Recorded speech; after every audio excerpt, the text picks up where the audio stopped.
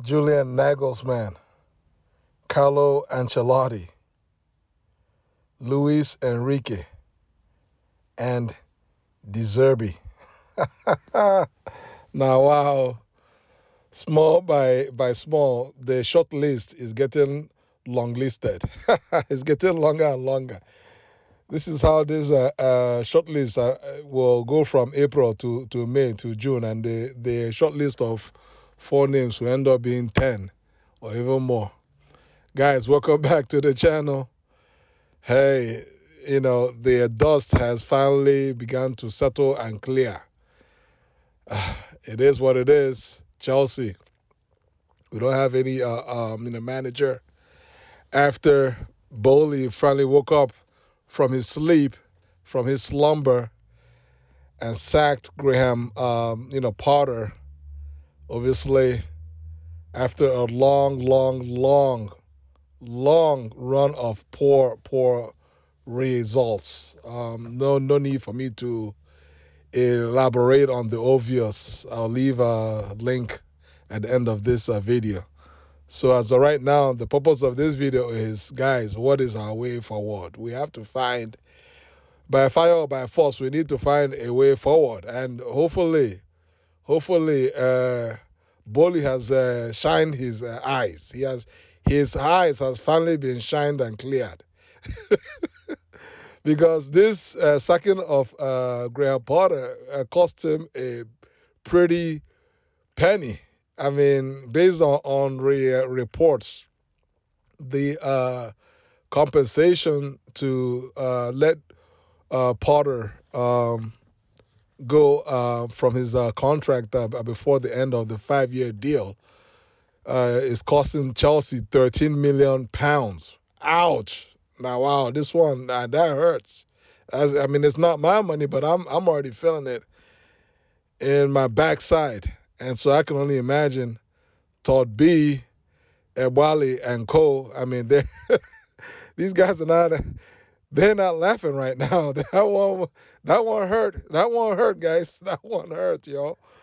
So it is what it is. We can't cry over, spilled milk. This is part of the risk taking business and investing in Chelsea FC, investing in professional sports, and especially Chelsea FC is as risky as it gets. It's high risk, it's high rewards, and there's highs and there's lows. And so as of right now, this nightmarish season has just been nothing but a bunch of lows. Just sprinkled with the a little tiny glimmer of any kind of little hope or pipe dream, if you want to call it that, by way of Chelsea somehow miraculously still being alive in the quarterfinals of this year's Champions League against Real Madrid, which is gonna be the first leg is next week, Tuesday. Guys, let's savor this whatever's left of this Champions League as long as it is, because I mean we don't know this. I mean, for one thing, if we don't miraculously win this year's Champions League, well, we're not playing in Champions League next year, and there's no guarantees on when Chelsea are going to be back in the Champions League. So that's why it is imperative. That is why it is imperative that Toboli and Bali and Vivel and all these wise guys, figure it out and bring in the right man for the job. The club cannot afford to pull the trigger on another expensive hire, only to find out months later that, hey, my bad, I done made another mistake. That's not what we want to hear. We don't want to hear that. This one has better be the right person for the job. I mean, Bowley, Wally, and Cole, fair play to these guys for putting their money where their mouth is good. They don't spend about £600 million in players in less than a year. So if that's not a statement of intent, I don't know what else y'all are looking for. These guys are here. They bought Chelsea, and they bought Chelsea with the obvious intent to not just to keep Chelsea winning, but also to elevate Chelsea to a consistent level of being at the top tier of winners in world football. Period. And to get that done, we're gonna need a winner at the driver's seat. you're not gonna you're not gonna invest money in an F1 Red Bull and then go hire a Keke driver or an Uber driver to drive your F1, and you're wondering why it's going at half speed as opposed to winning F1 races like Max Verstappen. So that's what happened when Boldy made the just inexplicable mistake of hiring a mid-table manager in Graham Potter, and hoping that hoping against hope that we're going to turn things around, only for just everything to basically crash land and where we are. So as of right now, based on reports, we currently have the initial shortlist was a one man shortlist of Julian Nagelsmann. Everybody knows about him, former RB Leipzig manager. He did wonders with RB Leipzig, I believe last season, if memory serves me right. He took RB Leipzig all the way to the semifinals of the Champions League last year, and had them as perennial top four, top four, even top two or so in Bundesliga. Obviously, on the back of that, he was then appointed as manager for Bayern Munich this season, and they were Bayern has crazy. If you all think that Chelsea's crazy, I mean you haven't seen crazy yet. Bayern's expectations are just, I mean, through the roof. So what it was Bayern, just because they were just managed to slip just 1 point behind Dortmund by this time of the season. Bayern said no, we cannot afford to be moving backwards from first to second place. Not acceptable. And so Nagelsmann got fired. Obviously, there's a whole bunch of other reasons, but the point is, in as much as Bayern had, I believe they had scored like well over 100 goals. They had crazy records in terms of goal scoring, in terms of their performance and results in this year's Champions League. I mean, they've been amazing. But in terms of their point tally in Bundesliga, Bayern Munich took a step back, and Nagelsmann basically paid for it with his job, and so that's why he's available. And obviously, as you all know, our current DOF, our director of football, is none other than Vivel, and he held a similar position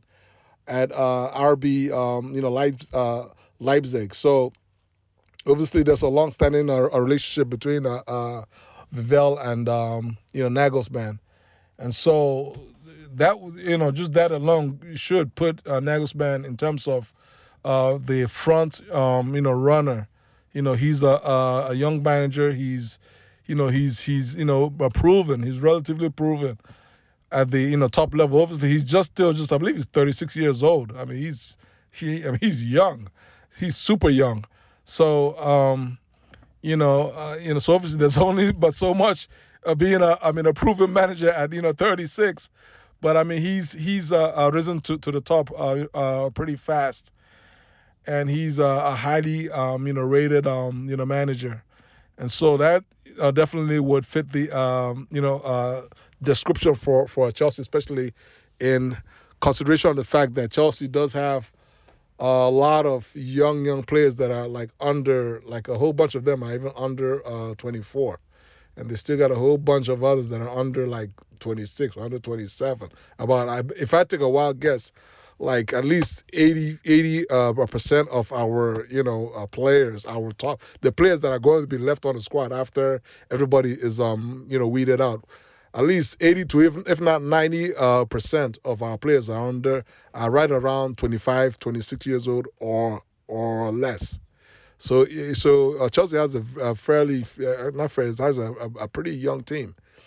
So on in theory, young players, young manager should should fit the description. So, but obviously there's always risk involved. There's nothing is guaranteed in sports or in life in general. So that brings us to the next option, which is none other than Carlo Ancelotti, who is the current manager at Real Madrid. Obviously, I mean, Real, Ancelotti, I believe last year, I believe he had won the a double, either the double or treble. I don't know if he won a treble. I think he had won the double, won the what you might call it. I believe he won the La Liga, and definitely won the Champions League last season. So, you know, but this season, Real Madrid having a rough time. They're somewhere like 10 points or so, give or take, behind Barca. So I mean the like 10 or like 12 points. Last time I checked, behind Barca. So I mean, so that one is pretty much a done deal. Barca is pretty much wrapped up the La Liga. So obviously, and you all know. Real is just as in terms of I mean crazy expectations. Real Madrid is pretty much number one. I mean they hire and fire at will. So there's a huge possibility that Ancelotti is going to be out of work at the end of this season.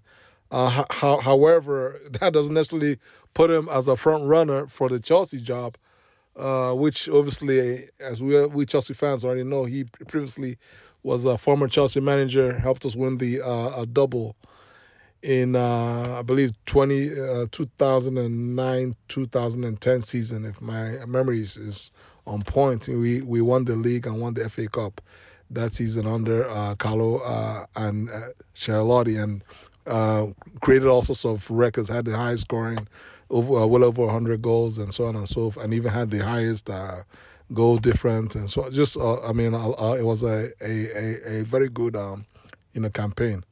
So, but anyway, notwithstanding the previous relationship with Chelsea, and notwithstanding that Carlo Ancelotti could be out of work from Real Madrid at the end of this season, the reality is that the next likely bus stop for Ancelotti will be could likely be Brazilian national team. And so obviously old man Ancelotti, I mean, he's been there, done that, won everything, been all sorts of leagues in pretty much all over Europe. Won the league pretty much in every country, every country that he has managed in Europe. I mean, he's an amazing manager, Ancelotti, and so it's likely, if not possible, that that the old man is pretty much ready to sort of wind things down a bit, because if you go from a club football to international football in terms of coaching a country, that's a much slower paced job, right? It's almost like a nursing home for top level managers. You just go find one top country and calm down. I only coach about like 5 or 10 games every year, and making the millions. So that's where the Brazilian job is looking nice and juicy for Ancelotti. If he takes that job, then obviously he's going to be off the short list. But if he doesn't take that job, then expect to see his name massively on the Chelsea, short list because he plays, attacking, football. I mean, that's we already know. He was our former man, and we know Real Madrid. We've played them twice already in back-to-back years in Champions League, and so we know what they're all about under Ancelotti, right? So then that takes us to the next option. The third option will be Luis Enrique. He's none other than ex Barker, manager many years. I believe 2015 or so. He was the manager. Yeah. So Luis Enrique is a Barker product. La Masia, right? You guys already know what you're gonna expect, right? I mean, he was again manager of Barca. They won the treble, playing attractively. You all already know uh, Barcelona only plays the football only one way, and that's the right way, and that's what you're gonna get from Luis Enrique, and he's proven winner. And obviously, you all of course watched Spain in the World Cup just last year when he was the manager for Spain. They played attractive football and scored a whole bunch of goals. Obviously, they lost out in the knockout round, but that's beside the point. The point being that Luis Enrique is a very solid manager. His age profile is pretty much just about the right age profile, and he's proven a winner. And his teams play football the right way, and they score a lot of goals. So for me, Luis Enrique should be a manager that Todd Bowley and them should really take an extra close look at, and see whether or not he may or may not be the perfect or the best option out there. Then last is the Zerbi of Brighton. I'm not gonna waste too much time on that. I mean he's fairly new on the scene. Um, Obviously he's done ironically better with Brighton than Potter did. So that's but then again, for me, is more or less an issue of once bitten, twice shy. I mean, we went to Brighton, got Potter, and we basically got mugged. And in terms of mugging, the Zerbi has a 13 million pound buyout clause for any club that wants to buy him out of his job from Brighton, and that only is a club that a clause that a club can activate this summer only. So again, he's not cheap, and for me, he's not proven. Notwithstanding that he's doing a fairly good job with Brighton. He pretty much falls in the description of the type of manager that we just fired, in that he's not proven. He's done well at a mid-table team, right? Took a mid-table team and has taken them to like a top six level, but it's still a mid-table team. He's not expected to win. He's in a no pressure deal, and we need managers that are used to their butt being under fire, and used to being in high pressure situations, because that is what Chelsea is. So for me, the Zerbi is not a viable option for the Chelsea job. Guys, how do you all feel about this video? Please like this video, share, and subscribe to my channel. Take care. God bless you all. Peace.